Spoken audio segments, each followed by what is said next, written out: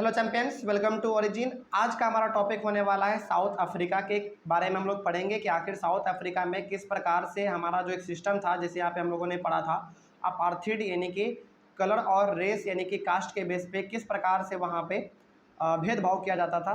देखिए, हालांकि आपको अभी फ़िलहाल ये समझना पड़ेगा रेस का मतलब अभी फ़िलहाल आपको समझना पड़ेगा। आप समझ लीजिए कास्ट आप एक प्रकार से समझ सकते हैं।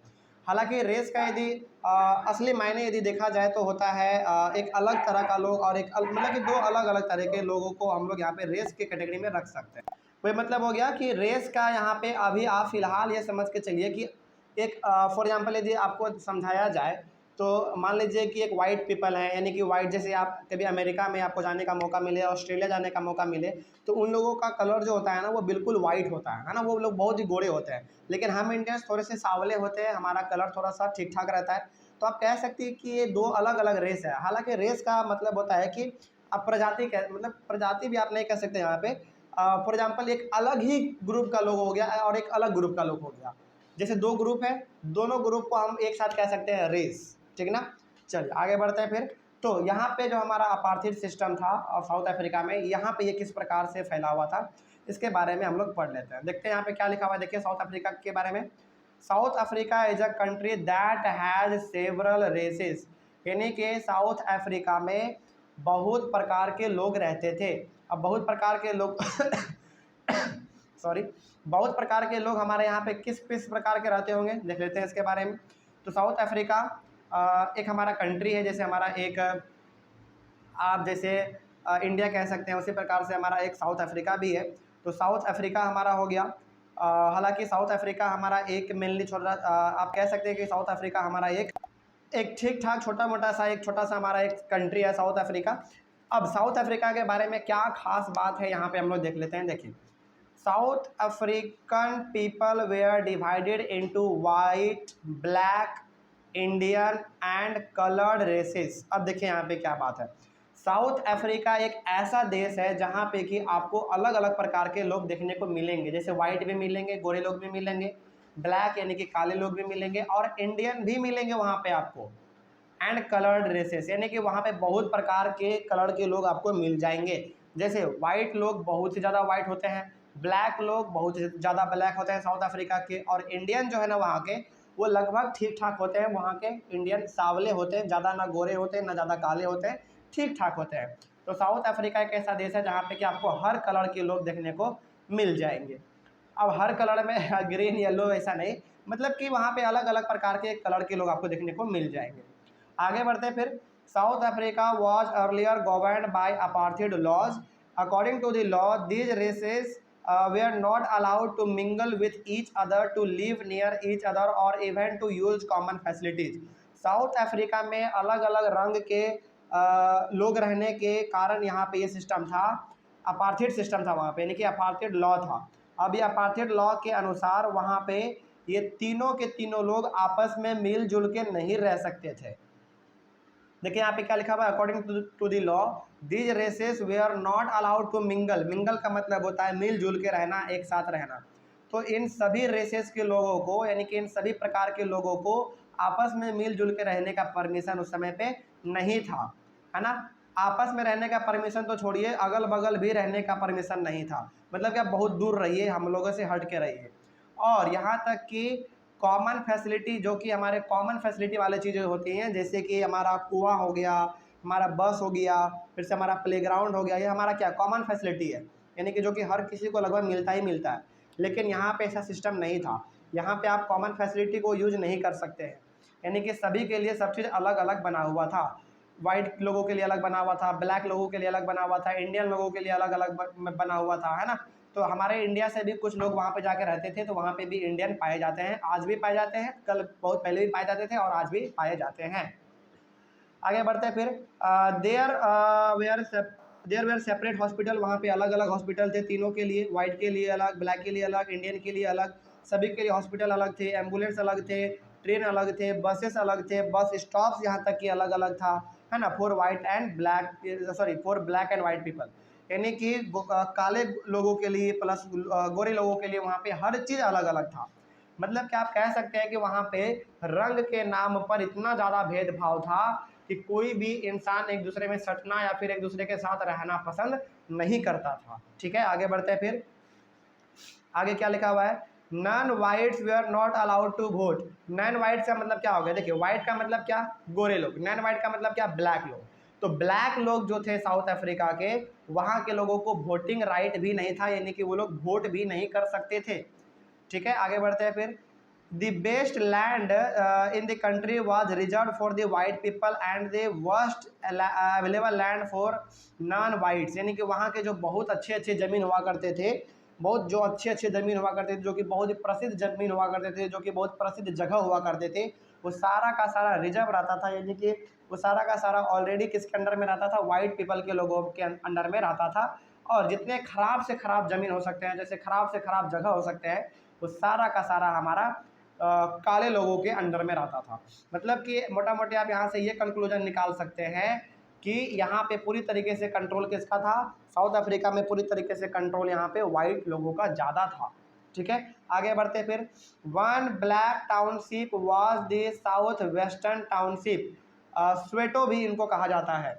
स्वेटो, अब ये क्या है इस चीज़ को हम लोग जान लेते हैं। देखिए सबसे पहली बात तो यहाँ पे कहा गया है कि one black township, one black township का मतलब ये हो गया कि देखिए आपको ये मान के चलना पड़ेगा, और ये हकीकत भी था उस समय पे, कि साउथ अफ्रीका में उस समय पे वाइट लोगों का एरिया अलग बटा हुआ था और ब्लैक लोगों का एरिया अलग बटा हुआ था, यानी कि तुम इधर नहीं आओगे और तुम इधर नहीं आओगे, इस प्रकार का वहाँ पे सिस्टम था।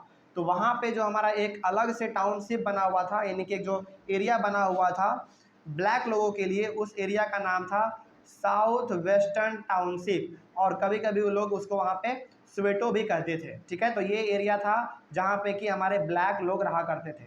आगे बढ़ते हैं फिर। African language was spoken by the whites, जो वाइट लोग हुआ करते थे, वहाँ के जो गोरे लोग हुआ करते थे, वो लोग बोलते थे अफ्रीकन लैंग्वेज, है ना। अब ये लैंग्वेज का नाम है अफ्रीकन लैंग्वेज। और जुलू भी एक हमारा एक लैंग्वेज ही था, जो कि नॉन वाइट्स लोग बोला करते थे, यानी कि काले लोग जो वहाँ के हुआ करते थे, वो लोग लैंग्वेज बोलते थे जुलू। तो ये याद रखिएगा, ये पूछता भी है, ये पूछता भी है सवाल में कि जो ब्लैक लोगों का जो टाउनशिप था, यानी कि जो एरिया उसका रहने का था, उसका नाम क्या था, उसका नाम था साउथ वेस्टर्न टाउनशिप, और उसको हम लोग कभी कभी दूसरे नाम से भी जानते थे, स्वेटो के नाम से जानते थे। उसके बाद अफ्रीकन लैंग्वेज कौन बोलता था, अफ्रीकन लैंग्वेज हमारे वाइट लोग बोलते थे, यानी कि गोरे लोग बोलते थे साउथ अफ्रीका में। और जुलू लैंग्वेज कौन बोलता था, जुलू बोलता था हमारे काले लोग, यानी कि ब्लैक लोग बोला करते थे उस समय पर। ठीक है, आगे बढ़ते फिर।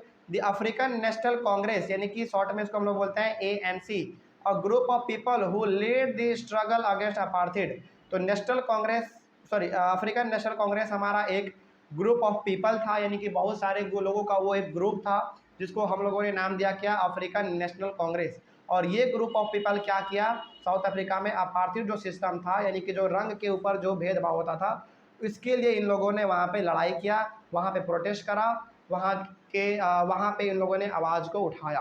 तो आप यहाँ पे ये कह सकते हैं कि जो हमारा अफ्रीकन नेशनल कांग्रेस था, यानी कि ANC, ये हमारा एक ग्रुप ऑफ पीपल था जिन्होंने अपार्थाइड सिस्टम के खिलाफ इन्होंने आवाज़ उठाया।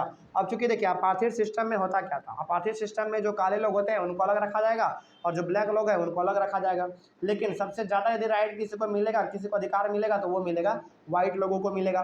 तो वहाँ के जो हमारे अफ्रीकन नेशनल कांग्रेस थे, जो कि हमारे ग्रुप ऑफ पीपल थे, उन सभी ने अपार्थाइड सिस्टम के खिलाफ आवाज़ उठाया, प्रोटेस्ट किया, है ना, अपने आवाज़ों को उठाया।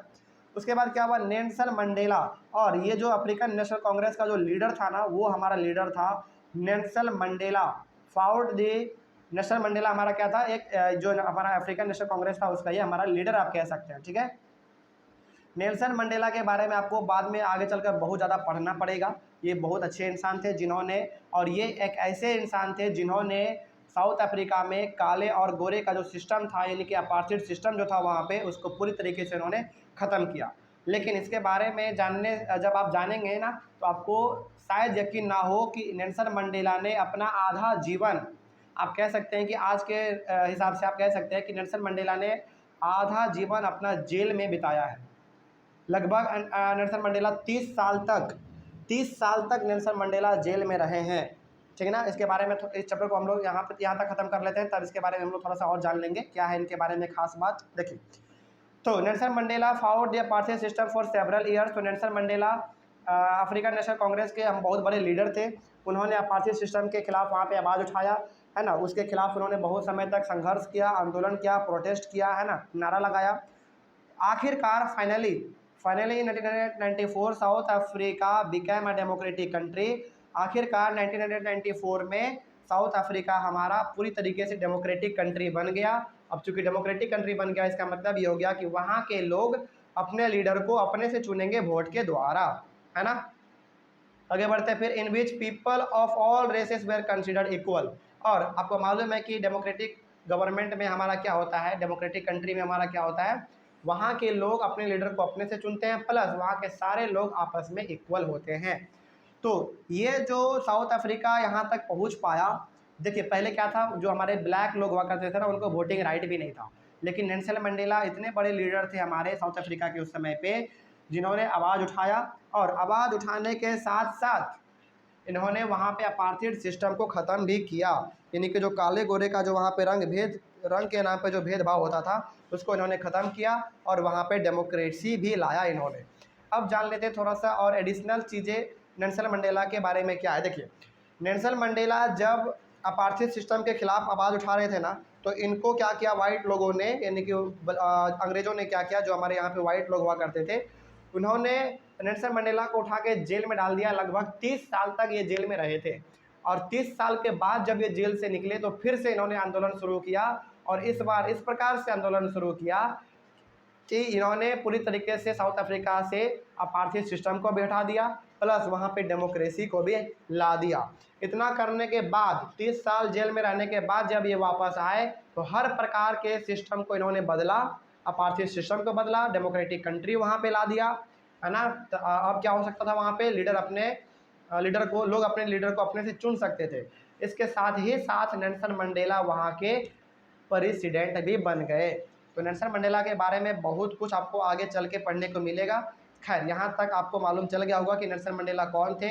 नेल्सन मंडेला हमारा एक बहुत ही बड़े लीडर थे, जिन्होंने अपार्थाइड सिस्टम को ख़त्म किया था साउथ अफ्रीका में, plus democratic country south Africa को बना दिया था। ये था हमारा पूरा का पूरा साउथ अफ्रीका के केस के बारे में, और यहाँ पे हम लोगों ने नेल्सन मंडेला के बारे में भी जान लिया। आई होप आपको समझ में आ गया होगा। Thank you very much and have a nice day.